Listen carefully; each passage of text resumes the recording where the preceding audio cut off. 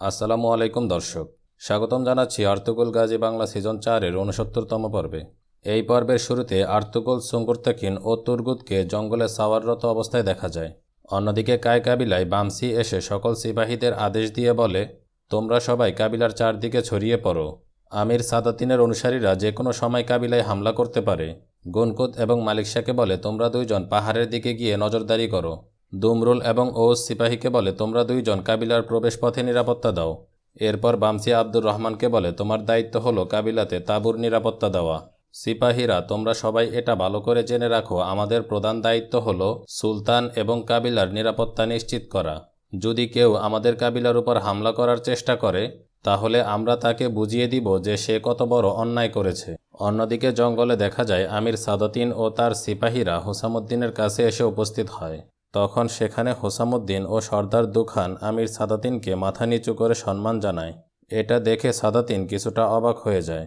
কি ব্যাপার, সব কিছু ঠিক আছে তো হুসামুদ্দিন কারাজা? আপনি সর্বদা জয়লাভ করেন আমির হজরত। এত তাড়াতাড়ি তুমি আমার শত্রুতা ভুলে এখানে এসে আমার অনুসরণ করছো, এটা দেখে আমি অবাক না হয়ে পারলাম না। আর তুমি সর্দার দুগান, কিছুদিন পূর্বেও তুমি আমার আদেশ মানা তো দূরের কথা, বরং সুলতানকে আমার বিরুদ্ধে খেপিয়ে তুলেছ। জনাব, এই মুহূর্তে আমরা আপনার অনুগ্রহ প্রার্থী। আপনি শুধু একজন বিজয়ী কমান্ডারই না, বরং সাম্রাজ্যের সকল আমিরদের আমির। এই মুহূর্তে আমরা আপনার থেকে ক্ষমা প্রার্থনা করছি। সাদাতিন এটা শুনে বলে, খুব ভালো।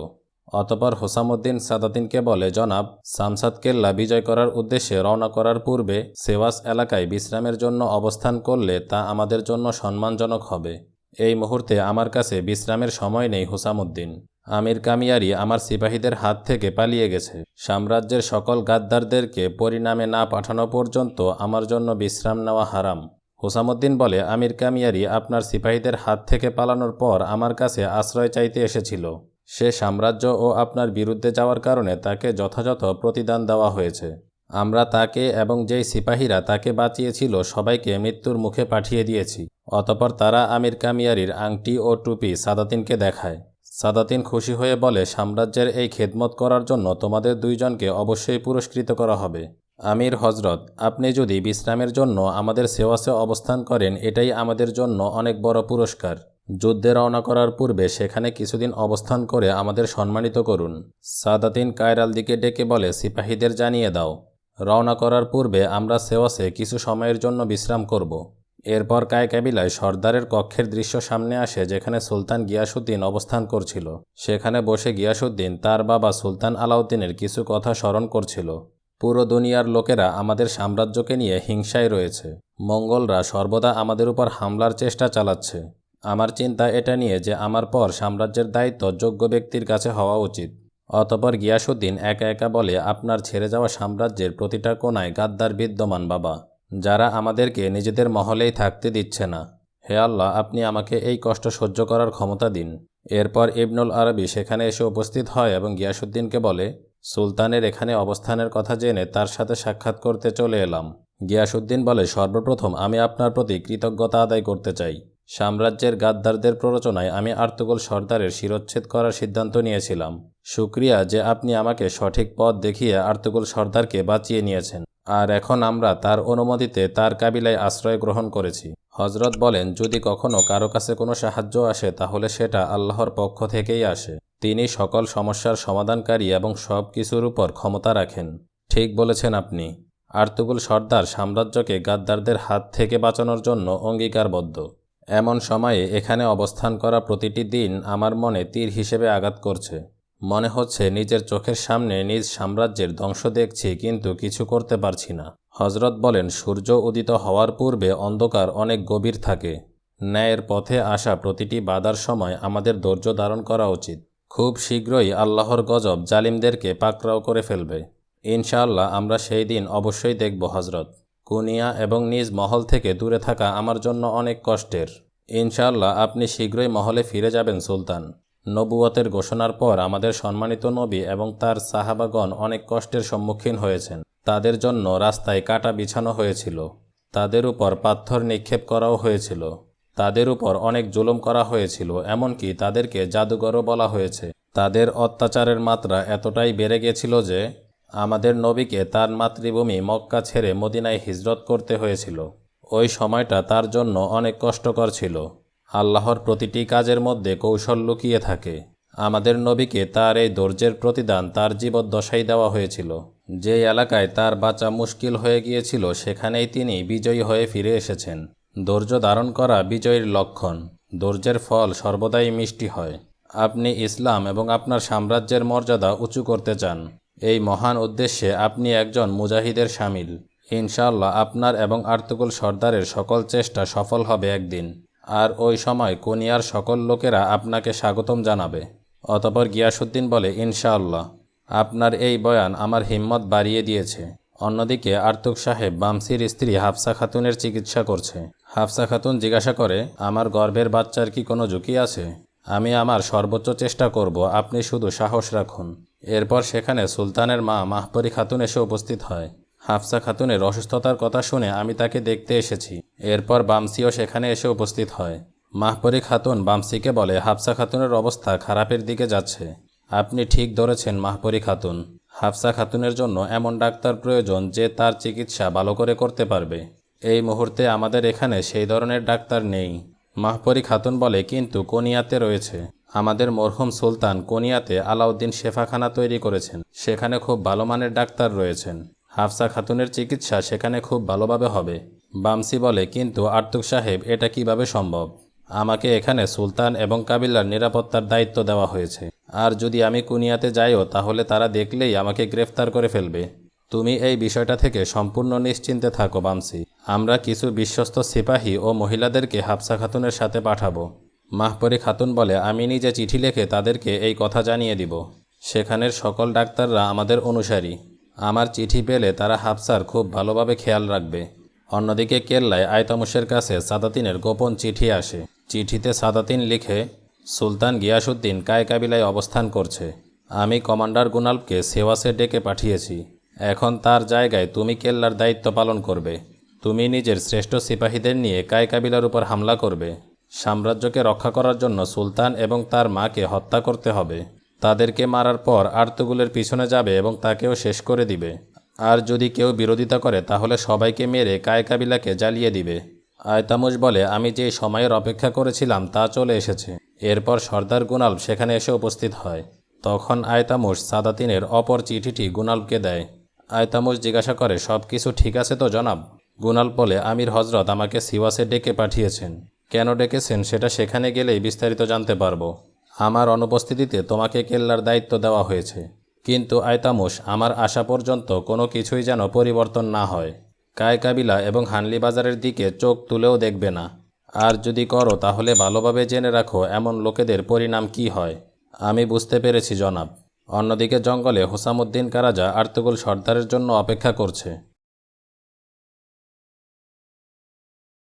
কি অবস্থা হুসামুদ্দিন সাহেব? আপনার পরিকল্পনা কাজে লেগেছে আর্তুগরুল সর্দার। আমির কামিয়ারির আংটি ও টুপি দেখে শীঘ্রই সাদাতিন আমাদের কথা বিশ্বাস করে নিয়েছে। খুব ভালো। আর তার সৈন্যদলের কি অবস্থা? তার সৈন্যদল এবং তাদের অবস্থানের নকশা বানিয়ে নিয়ে এসেছি আমরা। নকশা দেখে আর্তুগরুল সর্দার বলে, তার সৈন্যদের অবস্থান খুব সংরক্ষিত জায়গায়। সাদাতিনের মৃত্যুর পর তার সকল সৈন্যদের নিয়ন্ত্রণ আমি নিয়ে নিব। তখন কোনো সৈন্যই আপনাদের ক্ষতি করতে পারবে না। আমির তোগান আপনাকে সাদাতিনের কক্ষ পর্যন্ত নিয়ে যাবে। রাত্রিবেলায় নিশ্চয়ই তাঁবুর নিরাপত্তা অনেক বেশি থাকবে। আমরা এমন সময় তাঁবুতে প্রবেশ করব যেটা তারা ভাবতেই পারবে না। আমরা সাদাতিনকে মারার পর আপনি সৈন্যদের নিয়ন্ত্রণ নিয়ে নেবেন। আর তখন আমরা সেখান থেকে নিরাপদে বেরিয়ে আসব। যে কোনো পরিস্থিতিতে নিজের প্রাণের ভয় না করে শেষ পর্যন্ত লড়াই করে যাব। আপনারা নিজেদেরকে সাবধানে রাখবেন। সাদাতিন আপনাকে ও আমির তোগানকে মেরে ফেলতে পারে। আপনি আমাদের সুলতানের জন্য অনেক গুরুত্বপূর্ণ। যদি আমরা শহীদ হয়ে যাই তাহলে আপনি সাদাতিনের সাথে থেকে সুলতানকে সাহায্য করবেন। আমার সম্পূর্ণ বিশ্বাস রয়েছে। আপনাদের মতো বাহাদুররা থাকলে আমাদের সাম্রাজ্য সর্বদা প্রতিষ্ঠিত থাকবে। এখনই হামলার মোক্ষম সময়। আমরা সাদাতিনের জয়কে পরাজয়ে বদলে দিব। অন্যদিকে কাবিলায় বামসি অসুস্থ হাফসা খাতুনকে কুনিয়ায় চিকিৎসার জন্য যেতে রাজি করাচ্ছে। হাফসা খাতুন বলে, আমার খুব ভয় লাগছে। যেই জায়গায় পূর্বে কখনো যাইনি সেখানে আমি একা কিভাবে থাকব? তুমি চিন্তা করো না, আমি তোমাকে সেখানে একা ছাড়ব না। আমার যখনই সুযোগ হবে সেখানে তোমার কাছে চলে আসব। এদিকে কমান্ডার গুনাল তার সৈন্যদের নিয়ে কেল্লা থেকে সেওয়াসের উদ্দেশ্যে রওনা করছে। পথিমধ্যে এক জায়গায় গুনাল বিশ্রামের জন্য অবস্থান করে। সেখানে বসে গুনাল সাদাতিনের পূর্বের কথা স্মরণ করতে থাকে। সেখানে সাদাতিন বলেছিল, যখন আমি সাম্রাজ্যের পক্ষে যুদ্ধের জন্য রওনা করেছিলাম সেই মুহূর্তে আর্তুগোল আমাকে প্রাণে মারতে চেয়েছিল, আর এখন এজন্য সাম্রাজ্যের নিরাপত্তার খাতিরে আর্তুগোলের মরা আবশ্যক। এরপর গুনাল আর্তুগোল সর্দারের কথা স্মরণ করে। সে গুনালফকে বলেছিল, সাদাতিন সাম্রাজ্যের জন্য নয়, নিজের জন্য কাজ করে। কারাজাইসার কেল্লা আমি নিজ শক্তিতে অর্জন করেছি, এখন সাম্রাজ্যের হুকুম মেনে সেটা তোমার দায়িত্বে দিয়ে যাচ্ছি। এরপর গুনাল মনে মনে চিন্তা করতে থাকে, বুঝতে পারছি না আর্তুগোল সর্দার মিথ্যাবাদী নাকি আমাকে কমান্ডার বানানো এবং পিতার স্নেহ দেওয়া সাদাতিন মিথ্যাবাদী। যদি সর্দার আর্তুগোল সত্য হয় তাহলে কি হবে? যেভাবেই হোক আমাকে সত্যিটা খুঁজে বের করতে হবে। অন্যদিকে কারাজাইসার কেল্লায় আয়তামুশ সিপাহীদের নিয়ে কায়কাবিলায় হামলার প্রস্তুতি নিচ্ছে। আজকের দিন সাম্রাজ্যের দায়িত্ব পালন করার দিন। মরহুম সুলতান আলাউদ্দিনের হত্যাকারী আর্তুগোল, সুলতানের গাদ্দার ছেলে গিয়াসউদ্দিন এবং তার মা মাহপরি খাতুনকে শীঘ্রই পরিণামে পাঠাতে হবে। সকল গাদ্দাররা এই মুহূর্তে আর্তুগোলের কাবিলায় আশ্রয় নিয়েছে। যদি সেখানে আমরা শত্রুদের বেশে যাই তাহলে সুলতান পালিয়ে যেতে পারে। আমরা সেখানে সুলতানের আনুগত্য সিপাহী হিসেবে উপস্থিত হব। এরপর তাকে সেখানে প্রাণে মেরে ফেলব। সুলতান এবং তার মা এবং বাচ্চা মহিলাসহ আর্তুগোলের কাবিলার সবাইকে মারতে হবে। অন্যদিকে জঙ্গলে আর্তুগোল ও তার সাথীরা সাদাতিনকে মারার উদ্দেশ্যে রওনা করছে। আর্তুগোল বলে, এই লড়াই আমাদের সাম্রাজ্যের জন্য এবং ওই সকল লোকেদের জন্য যাদেরকে আমরা ভালোবাসি। অন্যদিকে সেওয়াস এলাকায় আমির সাদাতিন সকল সর্দারগণের সাথে সাক্ষাৎ করছে। সেখানে সাদাতিন তোগান সর্দারকে না দেখে হুসামুদ্দিনকে তার কথা জিজ্ঞাসা করে। সে সৈন্যদের সাথে জরুরি কাজের কারণে এখানে উপস্থিত হতে পারেনি। কাজ শেষ করা মাত্রই সে এখানে এসে উপস্থিত হয়ে যাবে। আমি এখানে আপনাদের সবাইকে পেয়ে খুব আনন্দিত।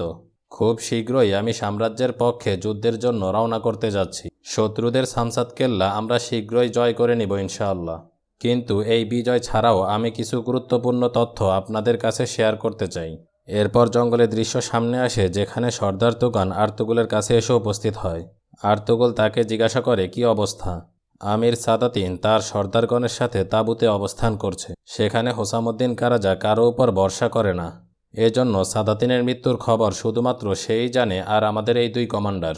ঠিক আছে, সাদাতিনের সৈন্যরা যখন সেখানে থাকবে না তখন আমি তার কক্ষে প্রবেশ করব। ইনশাআল্লাহ আপনি আপনার উদ্দেশ্যে সফল হবেন। যদি সে মারা না যায় তাহলে আমরা অনেক ভয়ানক যুদ্ধের সম্মুখীন হব। আমাকে এখন শীঘ্রই ফিরে যেতে হবে। সাদাতিন তাঁবুতে আমার জন্য অপেক্ষা করছে। আমি আপনাদের জন্য সিপাহীদের পোশাক নিয়ে এসেছি, আর এই দুই কমান্ডার আপনাদেরকে সাথে করে সাদাতিনের তাঁবু পর্যন্ত নিয়ে যাবে। আল্লাহ আপনাদের সবাইকে সাহায্য করুন। এটা বলে সর্দার তুগান সেখান থেকে চলে যায়।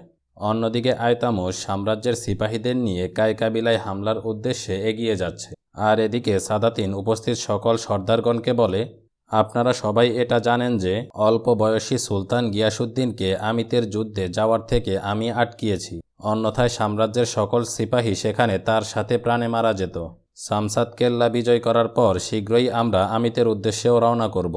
আমার ইচ্ছা সেই যুদ্ধে যাওয়া থেকেও আমরা সুলতানকে আটকাবো। তখন উপস্থিত সবাই সাদাতিনের সাথে একমত পোষণ করে এবং বলে, অল্প বয়সী সুলতানের সাথে আমরা নিজেদের সৈন্য পাঠিয়ে সৈন্যদের প্রাণ ঝুঁকিতে ফেলতে পারি না। অতপর সাদাতিন হুসামুদ্দিনকে জিজ্ঞাসা করে, এ ব্যাপারে তোমার কি খেয়াল? হুসামুদ্দিন বলে, আমিতের যুদ্ধে গিয়ে আমরা অনেক বড় বিজয় অর্জন করব। আমার শেষ নিঃশ্বাস পর্যন্ত আমি আপনার সাথে রয়েছি। এরপর আমির তুগান সেখানে এসে উপস্থিত হয়।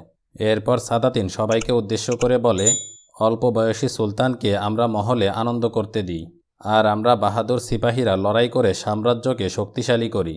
এই ফাঁকে হুসামুদ্দিন তুগানকে ইশারায় জিজ্ঞাসা করে, কি অবস্থা?